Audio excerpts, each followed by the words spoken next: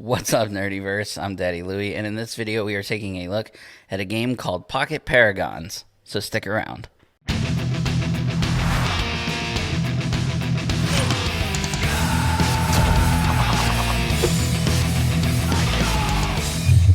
Before we get started, if you enjoy this video, please give it a thumbs up, make sure that you subscribe for more content, and hit that bell icon so you don't miss any future videos. Pocket Paragons is a brand new Kickstarter coming out early in October. This is from Solus Game Studios. It is for 2 players. It's a dueling card game. It is for ages 8 and up and plays in as little as 3 minutes. They say 3 to 20 minutes total. In this game, you are taking on the role of a character or 3 characters if you play in a standard tournament mode style game.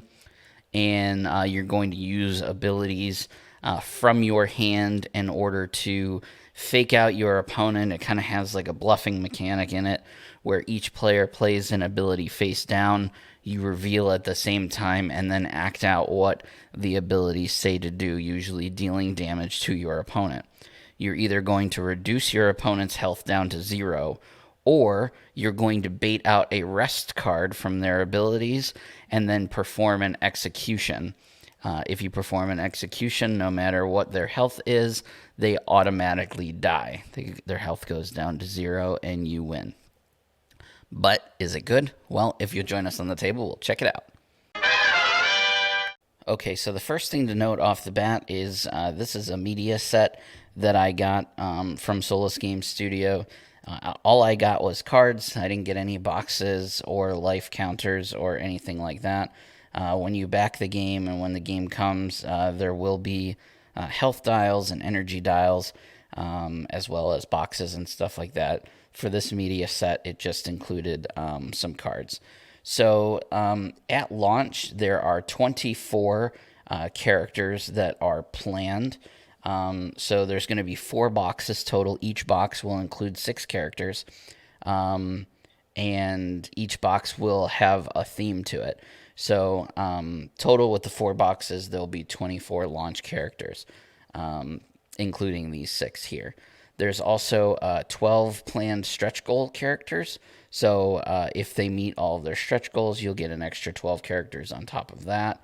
And then there are also 4 print and play characters. So you can actually go right now, sign up for their newsletter, and they will give you 4 characters to play with to get used to the game now.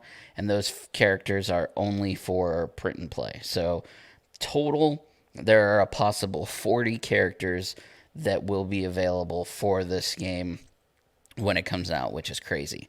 Now, like I said a second ago, the character boxes, or the boxes that they're launching in the Kickstarter, are all themed. So one box will obviously be original characters that they've created just for this game, but then they've actually teamed up with other companies to have crossovers with other characters. So you see 3 characters here. These characters are from Temporal Odyssey. So if you're not familiar with that, it's a draft battle card game from Level 99 Games. Here's 3 characters from it. There'll be another 3 as well. Over here on the left, we have a.e.g.i.s. It's a combining robot strategy board game that's out there, and there are 3 characters from that series as well, as 3 more coming. And they also just revealed a little bit ago that Rivals of Aether, I think that's how it's pronounced, also has a box coming out, which, if you are unfamiliar with that, it's a fighting video game kind of in the style of like Smash Bros, but I think it's like 16-bit characters and stuff like that. And that game actually, in a few days from me recording this, it is actually launching on Nintendo Switch. So they have some really cool crossovers with different companies. As you can see here, we've got this, Temporal Odyssey versus a.e.g.i.s in this media set. But like I said, there are also original characters coming, Rivals of Aether, and so forth. There'll also be a playmat and some other merch, which we'll talk about in a little bit. Okay, so now that that's out of the way, what is this game? So this game is a dueling card game where you can either pick any character from your collection, it doesn't matter what it is, and go 1v1, so one character versus another character, or what I think is their more standard approach is what they're calling tournament mode, where you select any three characters from your collection. It does not have to be from, everything's mix and match and they can all intertwine. And you have those three characters face off against each other. Now, when you play, you're playing with one character at a time, and when one of your character dies, you will take one of their ability cards from their specific deck. So each character has their own specific 7-card ability deck. You're going to take one of those and you're going to add it into your next deck, replacing the like symbol. So there's 7 symbols in the game. Like this, for example, is strength. If you wanted to take this double slash strength card and add it to Mr. F, the Awakened here, you would take out his strength card and replace it with the new strength card. Then when this character dies, this will still continue on to the third character as well as another character. So you're basically passing down ability cards from dead character to the next up character in your line. What's cool about that is that it makes your combinations pretty much endless with 40 characters, 7 abilities in each deck, and the fact of the matter that you can change up who your starting character is, who your mid character is, who your anchor is, and mix and match them. That's going to make the possibilities of different ability combinations pretty much endless. It's quite crazy how many different combinations you can do here just by, again, switching who your lead character is, who your mid character is, who your anchor character is, changing up which abilities you're going to pass on. It's pretty wild. So these are the 6 characters that I was given, 3 from Temporal Odyssey and 3 from a.e.g.i.s. And there's some pretty basic information right on their hero cards. It's going to have the hero's name, some really, really beautiful art. It also says if they are a basic, advanced, or expert character. That just basically talks about the complication or the complexity of how the character plays. So you may want to start with some basic characters when you first start learning the game, and then move on to some advanced characters. Again, you can mix and match everything for this playthrough. I'm just going to go with the teams that have been set for me, just to basically show you how it plays. So let me set up real quick. It only takes a second to set up, and we'll get into the rules. Okay, so at the beginning of the game, each player or each player's character will start with 10 health. The object is to get them down to 0 or to perform an execution, like I mentioned earlier. So again, I don't have the dials that will come with the game, so I'm just going to use some dice. Both players have been set to 10, and you're going to set out your character cards as well as your character's ultimate ability. You'll know that it's their ultimate ability from this purple symbol up in the left-hand corner. Every character has an ultimate ability. Some of them are passive, like these are. Other ones are abilities that you have to use. You have to, play them. So these just so happen to both be passive abilities. So here we have Pop It. Pop It says, recklessly attack your enemy at the cost of your own health, bombs away. So that's basically just giving you the tip that she basically, spends her health to deal extra damage to her opponent. And her ultimate ability is block all damage you deal to yourself. And underneath it says passive 2. So this does not become active until you have 2 energy. Both characters start with 0 energy. So I'm actually going to turn it sideways just so I know that it's not currently active. Over here I've got Mr. F, the Awakened. He is his text at the bottom says, boost your next ability when you rest. So rest is one of the 7 symbols that are included.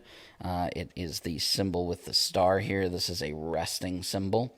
So anytime you play a rest card on the next ability that you play, you get a boost. So if you notice, all of his other cards, well, some of his other cards, 3 of his other cards, have a boost effect. So basically, in one round, I could play my rest, and then in the next round, I would get the boost in addition to what else my card does.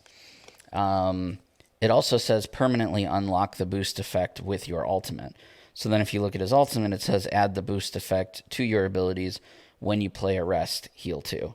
And this says passive 3, which means you have to have 3 energy in order for it to become unlocked. So it is not unlocked. So anytime you play a rest on the next turn, you'd get a boost with Mr. F. If you unlock his ability, you don't have to rest to get the boost. You just always have the boost. But when you rest, you do get an extra 2 healing. So that's how ultimates work, and that's how the setup is. So now the game is played very quickly in just 2 phases. Phase 1, each player will select an ability card from their hand secretly to set down. And then you basically do what it says. So I'm going to play just the first card I have here. And then over here, I'm going to play... I'll just play this one here. Okay. So we would both play a card, and then we would flip them over and do what they say. So over here, Mr. F has played a Choking Vines. It deals 2 damage to my opponent. That's what this 2 means here. And if it was boosted, which it is not, then my opponent here would have to exhaust an ability. Exhaust basically means discard. So they would need to take one of their cards from their hand and discard it, meaning they wouldn't be able to use it this turn unless they have a way to bring it back to their hand. Over on this side, Puppet played Nimbus, which is a stun. If you counter an enemy ability, they exhaust it. And then you look at the counter. So the first thing that you do when comparing is look at the counters on the bottom. So most cards have the ability to counter other cards. So if you'll notice, Choking Vines here counters the little book symbol, in which case that's exactly what I played. I didn't even do that on purpose. So this card here becomes exhausted, and they don't even get their effect. So they don't get anything down here. They don't get the stun. They don't get any of this. It just happens instantly. And then over here, Mr. F would then just do his 2 damage to Poppet. So Poppet is going to go from 10 to 8, and then his card will become exhausted because he has spent it. Also, because he performed a counter, he gains an energy. So that is one of 2 ways that you can gain energy. So countering is one way to get an energy, and resting is another way to get an energy. So that's how play is going to go. You're going to go back and forth playing cards. Now, the first thing that you're going to do is check for counters. Counters resolve first, and then attacks resolve, and then heals resolve. And then you compare damage. So it is possible for you to knock your opponent down to 0, but if they play a heal in that same turn, they would then heal back up. You don't actually die until the round is over with. Now, I mentioned that there was also this thing called execution. So execution is the way to instantly take out your opponent, and usually it's played, or it happens by playing a weapon ability, which you see here. It even says execute down at the bottom, while your opponent plays a rest. So that's where I mentioned kind of this bluffing mechanic where you're trying to bait your opponent to play a rest so that you can play a timely execute. So in this case right here, it's a little early to tell if there would be a rest sometimes. And that's why this game could last 3 minutes, right? You could set up and someone could play a rest off the bat, and someone could play a weapon ability off the bat and perform an execution, and boom, they're done. So it's kind of that rock, paper, scissors, bluffing. That's kind of at the heart of what's going on here. So I know that I spent a lot of time for a game that only plays in 3 minutes. I'm just trying to give you an example of some what if situations. But pretty much it's going to be play a card face down, reveal, check for counters, deal damage to each other, do what the card says, and then do that again. You're trying to gain energy to unlock your ultimate abilities. You're also trying to bait out your opponent's rests so that you can perform an execution. The last thing that I want to talk about is just that if you are playing tournament mode, which I think is the standard that they're trying to look for, when you are in a situation like this and you're playing and one of your characters dies, the character you would then take a ability from your deck of abilities here, and you would pass one of them down to your next character. So my next character might be this here, and I'm going to secretly pick one, and it would replace this Sonic command here, and then I'm ready to go. Anyway, that's Pocket Paragons.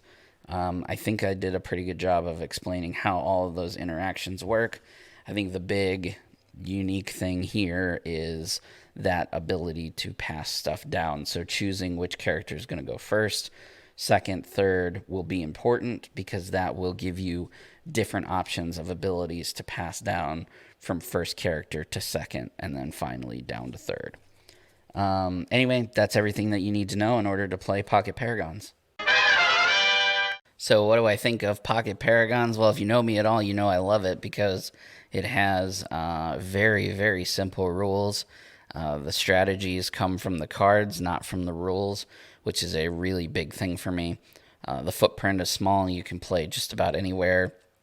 All you need is your 3 characters, your 3 small decks, and you're good to go. The combinations are absolutely endless, and I really, really like that a lot. The potential for crossover is crazy, and I hope that they continue this game well past the Kickstarter, continue to get those crossovers from other gaming companies.